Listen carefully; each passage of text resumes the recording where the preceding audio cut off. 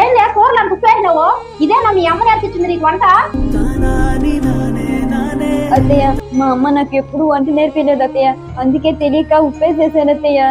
ఇంకనైనా కూరలలో ఉప్పు వేయకుండా కానీ వండితేనే సరిపోయింది నువ్వు, లేదంటే మళ్ళా కానీ ఉప్పుగా నేర్పినావంటే నీకు కాదు. ఆగమ్మా, ఎందుకు స్నానం నుంచి ఎత్తున్నావు? అది వంటలు బాగా చేయటం లేదురా, ఈ మధ్య నుంచి కూరలు కూడా బాగా వండటం లేదురా, ఎక్కువ ఉప్పు వేస్తుంది, ఎక్కువ కారం వేస్తుంది. అది కూర బాగా చేయలేదని స్నానం నుంచి ఎత్తాలా? చూడమ్మా, నీ కూతురు ఒకసారి వంట వండిందా? నేను ఎందుకు చేపిస్తాను రా, అందుకే కదా నీకు పెళ్లి చేసి కోడలు తెప్పించింది నేను.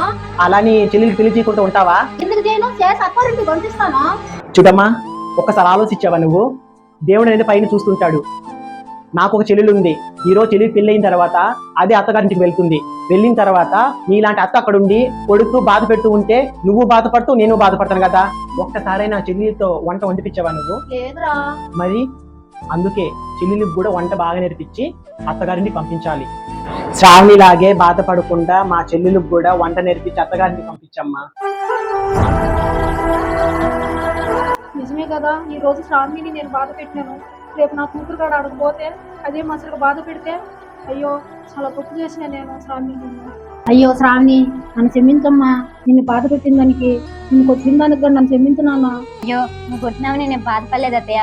రేపు నేను మా ఇంట్లో ఉన్నా కూడా ఏదైనా పొరపాటు చేస్తుంటే అమ్మాయి ఇలానే కదా కొట్టుంటది. నీలో మా అమ్మని చూసుకున్నాను అత్తయ్య, అమ్మాయి కదా ఇలా కొట్టింది అనుకున్నాను అత్తయ్య. నన్ను క్షమించమ్మా శ్రావణి.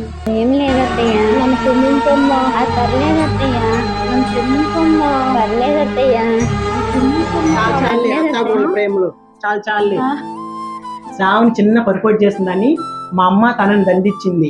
శ్రావణి ఏమో అత్తయ్యగా తిట్టింది అనుకొని శ్రావణి సర్దుకుపోయింది. ఇలా అత్తాగోళ్ళు కలిసిమెలిసి ఉంటే సంసారం అనేది ఫ్యామిలీ మొత్తం హ్యాపీగా ఉంటారు. Okay bye.